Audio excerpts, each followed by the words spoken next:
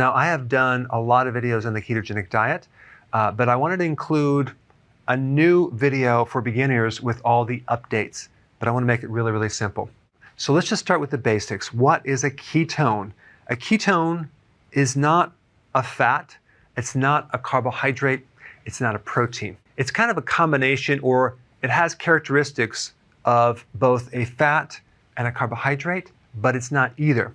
It comes from fat, but a ketone is an alternative fuel source. And the way that you get ketones is you simply lower your carbohydrates in your diet, or you reduce the frequency of eating. And this is why we recommend a low-carb diet with intermittent fasting. And that way you can maximize your ability to make ketones. Ketones have many advantages versus regular glucose fuel. Number one, it will increase your oxygen in your body. Number two, it increases your energy. Number three, it supports the brain. In fact, your brain prefers ketones over glucose. Same thing with the heart. If your heart is damaged or your brain is damaged, ketones are the answer, and they can bypass the mechanical damage pathways and feed the tissues directly. Most of the body tissues can run in ketones, but some parts need glucose. And this is the confusion that people have. They think they need to consume glucose to get glucose. No, there's something called gluconeogenesis, okay? Glucose, new, genesis, the creation of. Your body can make glucose if it needs it from fat, ketones, proteins. You don't need to consume carbohydrates to get glucose. Now, it does take time to turn the fat into ketones. It's going to take between 3 to 5 days. It all depends on how damaged insulin is in your body, how damaged your pancreas is. If you are a pre-diabetic, if you are a diabetic, if you have insulin resistance, it's going to take longer and longer to adapt. But by lowering the carbs and going on intermittent fasting, you'll get there a lot faster. That explains how to get into ketosis. You lower the carb and you lower the frequency of eating. Now, why would you want to do ketosis? What is the big benefit of doing that? Well, you're going to lower insulin, and most people have high insulin. Rarely does your doctor ever test you for insulin. They'll test you for glucose, but not insulin. If they did, they probably would find higher levels of insulin. The test that you would want to do is called HOMA-IR, and that will pick this up. Too much insulin causes insulin resistance. Insulin resistance is behind prediabetes.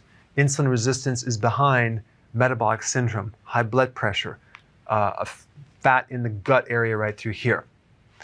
And prediabetes leads to diabetes. So in reality, diabetes stems from high levels of insulin at a certain point. And so keto and intermittent fasting will lower insulin. And that is the big benefit of doing this. There's a lot of other benefits too. You can reduce fat in your liver. You can improve your cognitive performance. You can improve your mood. You can help decrease blood pressure, decrease inflammation, improve your energy, and decrease your belly fat. But the real big benefit that allows you to do this eating plan is your hunger goes away, okay? Without being hungry all the time, it makes it really easy to do long-term as a healthy lifestyle. And there's even an additional benefit if you're doing intermittent fasting, that's autophagy. Basically what this is, it's a recycling of garbage in your tissues. So all the damaged protein, the protein that your body doesn't need, it's clogging everything up. Guess what? Your body will recycle that and turn it into new amino acids. That's one of the big things about autophagy. To do this, you have to fast at least for 18 hours. So the combination of keto and IF work very, very nicely together, because if you just do keto without intermittent fasting and your metabolism is slow, you may not achieve your weight loss goal or your other goals, because it would take a very, very long time, and sometimes it's not going to work. Why? Because the frequency of eating in general will trigger insulin. So the frequency of eating is actually very, very important in relationship to you lowering insulin. All right, then you have this concept of a healthy keto plan versus dirty keto. Of course, we recommend the healthy keto, and this basically is higher quality ingredients, grass-fed, wild-caught, pasture-raised versus conventional type foods right here. With healthy keto, you're focused on nutrient-dense foods. With dirty keto, you're really just focused on keeping your carbs low. When you do healthy keto, you end up looking a lot better than doing the dirty keto. All right, the rule of thumb is don't eat unless you have hunger, okay? Unless you have the sensation of being hungry.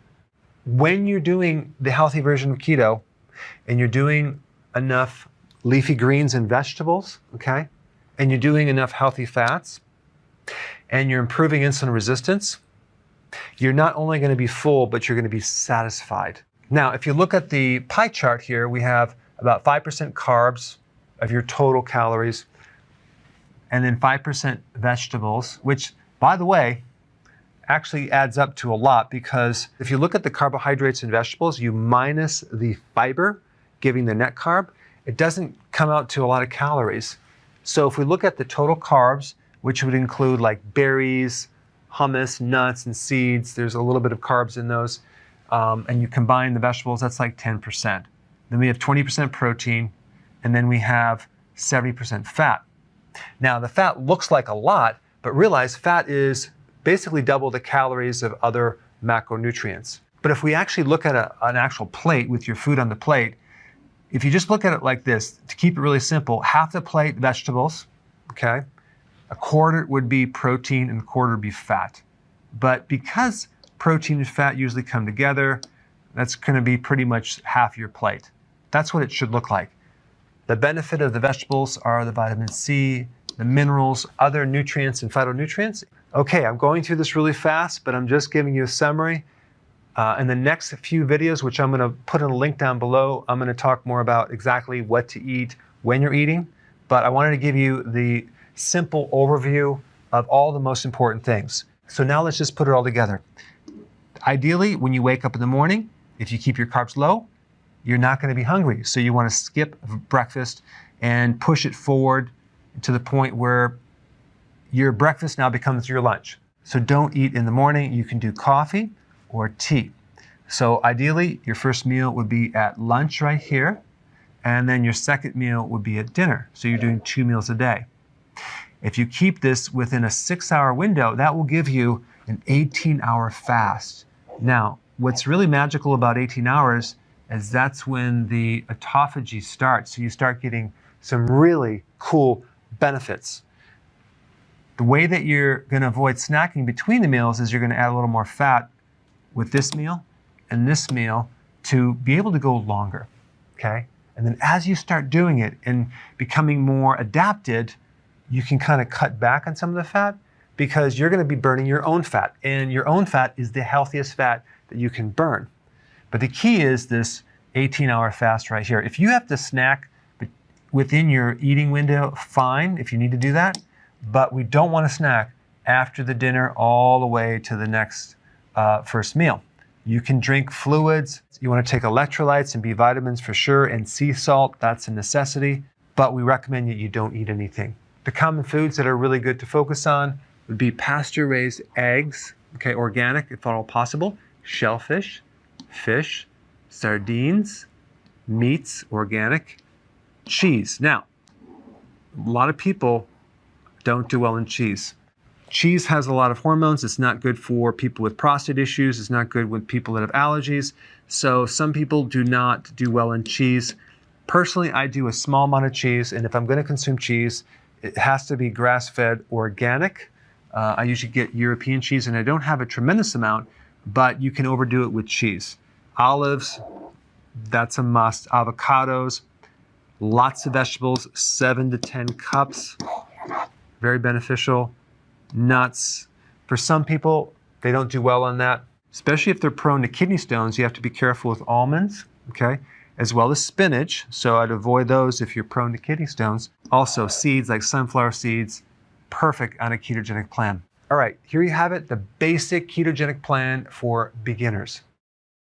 So if you want more knowledge on how to create a healthy body, Subscribe now and get daily notifications.